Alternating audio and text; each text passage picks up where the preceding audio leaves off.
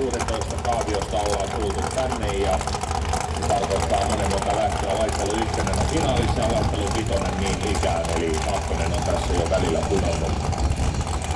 Nyt jos tulee jännä katsoa, kuvia näistä on täällä mustavalkoisia ja vähän monimuotoista Pietilän kuuksia, niin tää voisi olla aika vuosikymmenen takaa täällä. Niinpä. Jokseenkin klassisen kiihdytysmalli, mutta tämä Altere-tyyppinen on tuolla legendaarinen Amme-kilpuri Ari Pietilällä ja sitten tässä Ari Forsteen luottaa Nostalgia Dragsteriin. Ja muuten ensimmäistä kilpailua tällä nyt käydään Nostalgia Dragsterilla ja samatin finaalissa. Eli täytyy sanoa, että kyllä Forsteen rakentelutaidot on aikamoiset, ei hirveästi tarvitse testailla. Päästään jo ihan aivovalteihin.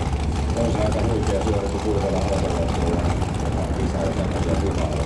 Se on todella huikea suoritus. Se ei ole helppo juttu. Se on ihan totta.